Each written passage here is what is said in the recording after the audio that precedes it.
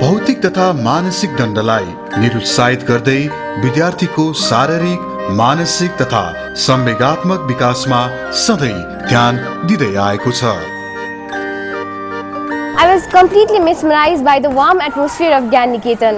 The way the teachers treated me as their own children, I was able to recognize my inner self. I was able to sharpen my talent and I was able to recognize my inner potentiality. Gyan Niketan has achieved its 25 years of academic excellence and I hope the same for Gyan Niketan in the coming days.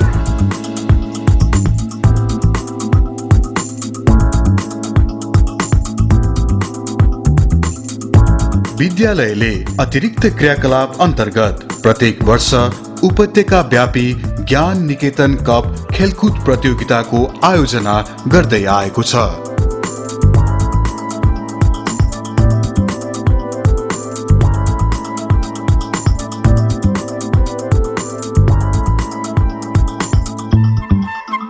त्यसको अलावा विद्यालयका बालबालिकाहरूले विभिन्न खेलकुद, वाद विवाद, हाजिर जवाफ, आर्ट एन्ड क्राफ्ट तथा ड्राइङ, पेन्टिङ र निबन्ध प्रतियोगिता जस्ता प्रतिस्पर्धामा भाग लिई आफूलाई अब्बल साबित गर्दै आएका छन्।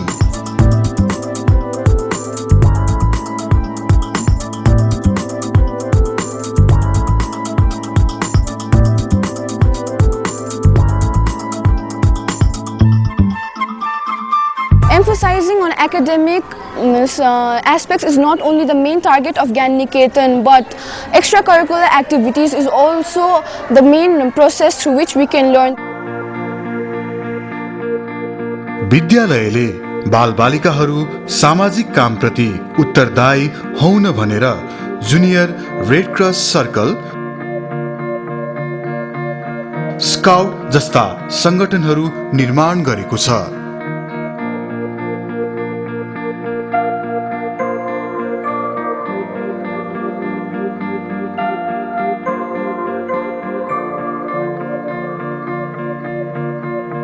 जस मार्फत विद्यार्थीहरूले भूकम्पीय सुरक्षा सम्बन्धी तालिम, वातावरणीय सरसफाई तथा फोहोर व्यवस्थापन अनि प्राथमिक उपचारका बारेमा जानकारी लिई त्यस्ता क्षेत्रमा सहभागिता जनाउँदै आइरहेका छन्।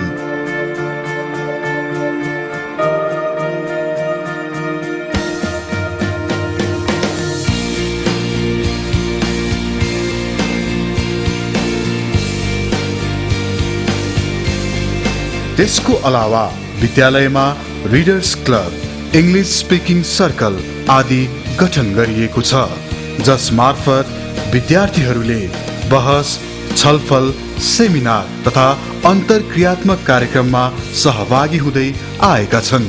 यसबाट उनीहरूको सृजनात्मक क्षमताको विकास हुनका साथै निर्धक्कसँग बोल्न सक्ने र नेतृत्व गर्ने क्षमतामा समेत अब्बल साबित भएका छन्। विद्यार्थीहरूको समाजप्रतिको जिम्मेवारी उनीहरूले बुझुन् र भाषा इङ्ग्लिस जुन हाम्रो अङ्ग्रेजी भाषा छ त्यसलाई विकास गर्ने हिसाबले रिडर्स क्लब अध्ययन बानी बसाल्नको लागि र स्काउटबाट चाहिँ उनीहरूले जुन चरित्र निर्माण गर्ने हो त्यसको लागि चाहिँ त्यो अहिलेदेखि नै उनीहरूको चाहिँ त्यो बानी बसोस्, केही कुरा सिकुन्, सामाजिक उत्तरदायित्व उनीहरूले वहन गर्नुपर्ने कुरा अहिलेदेखि नै सिकुन् भन्ने हाम्रो खास उद्देश्य हो। विद्यालयले आफ्नो 25 वर्षे रजत महोत्सव मनाइरहँदा उच्च माविको हैसियतमा आफ्नो शिरलाई अझ उच्च बनाउँदै लगेको छ। शिक्षाको स्वतन्त्र आकाशमा ज्ञान निकेतनको पखेटालाई अझ फैलाउनु पर्छ भन्ने मान्यतालाई आत्मसात गरी विक्रम सम्वत 2067 सालबाट 10+2 कक्षाको पठन पाठन सञ्चालन गरिएको हो।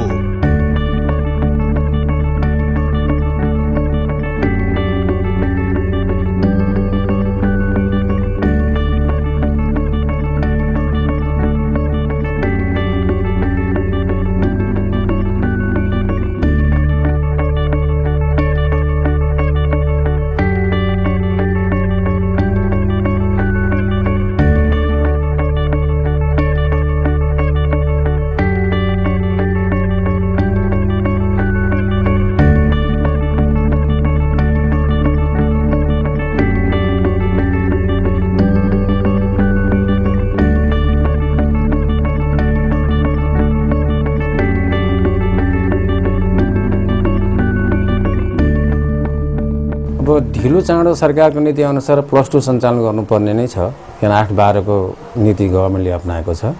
त्यसैले गर्दाखेरि हामीले पनि त्यही सिलसिलामा +2 चाहिँ हामीले दर्ता गरेर अहिले अभ्यास गरिराखेका छौँ र हाम्रो चाहना छ यो चाहिँ भोलि हामीले चाहिँ गभर्मेन्टले पुरै लागू गर्दाखेरि हामी चाहिँ स्मुथली चलाउन सकौँ, त्यस हिसाबले चाहिँ हामीले +2 समयको माग भएको हुनाले लगाएका छौँ।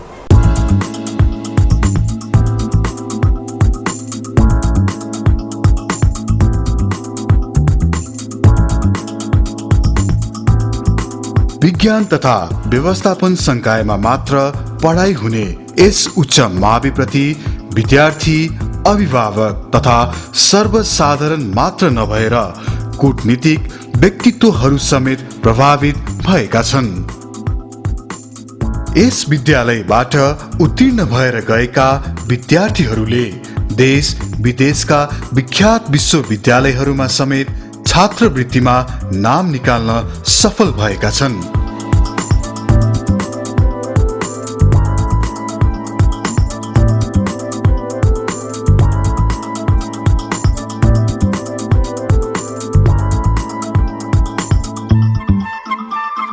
राष्ट्रिय अन्तर्राष्ट्रिय क्षेत्रमा यहाँबाट उत्पादित जनशक्ति प्रसिद्ध भएका छन्। वास्तवमै भन्ने हो भने डाक्टर इन्जिनियरको क्षेत्रमा आफ्नो कार्य दक्षता प्रस्तुत गरिरहेका छन् एकातर्फ भने, अर्कोतर्फ भर्खरै पास आउट भएर गएका विद्यार्थीहरूले पनि विश्वमा प्रसिद्ध विश्वविद्यालयहरूमा छात्रवृत्तिमा अध्ययन गरिरहेको अवस्था छ।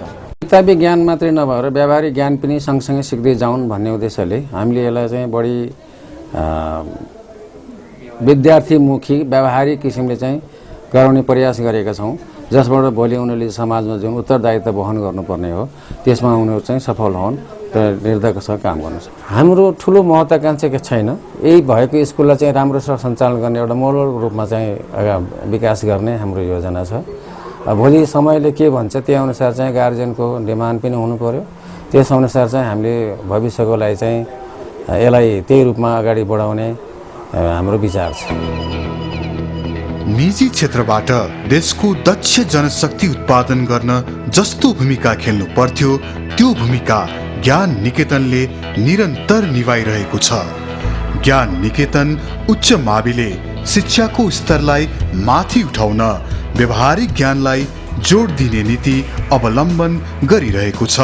आगामी दिनमा झन परिष्कृत र जिम्मेवारीपूर्वक देशको शैक्षिक विकासमा विद्यालयले योगदान दिने कुरा यो रजत महोत्सवको दिन विद्यालय परिवारले संकल्प गरिरहेको छ।